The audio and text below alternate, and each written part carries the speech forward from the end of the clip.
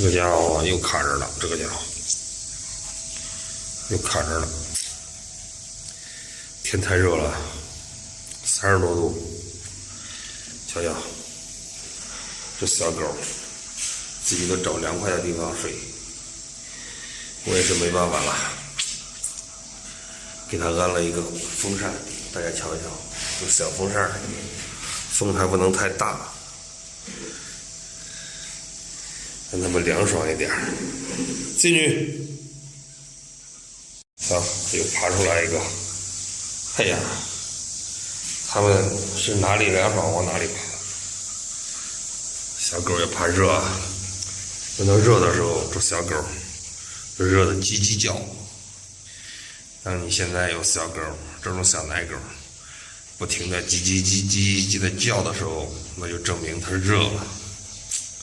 它冷的时候，它们会挤在一起；它热的时候，它就会叫。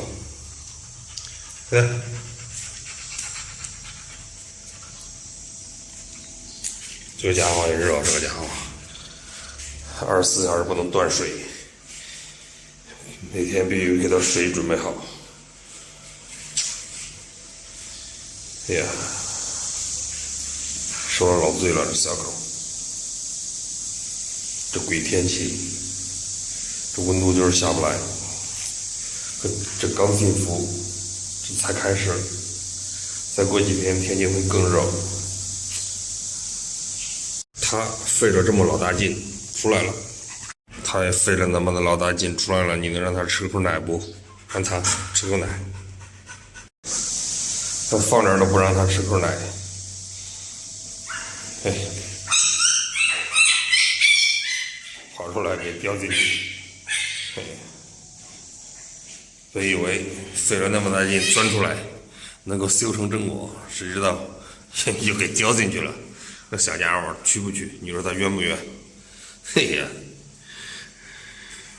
这个小冤狗，就他自己，其他的都是灰色，就这个家伙是黑色，灰色的毛，全部都是黑色的，像绸缎一样，黑的发亮。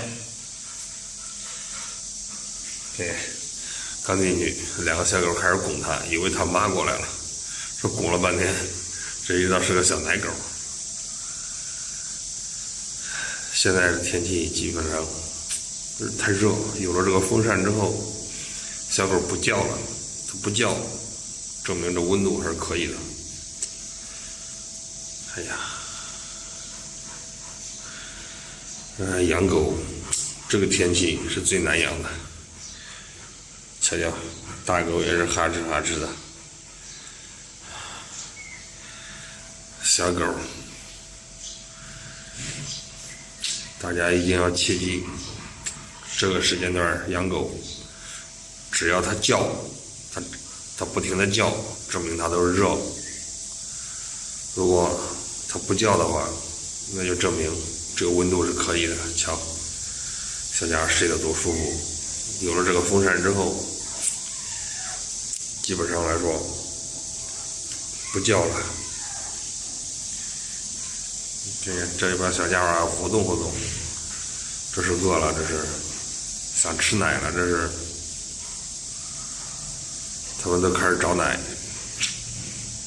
一旦找不到，就睡着了。能混口奶吃就混口奶吃，混不着继续睡，睡着了都不饿了。这个家伙也快出来了，哎，进去吧。在里边睡啊，对吧？好吧，今天这个视频咱们就拍到这儿，大家再见。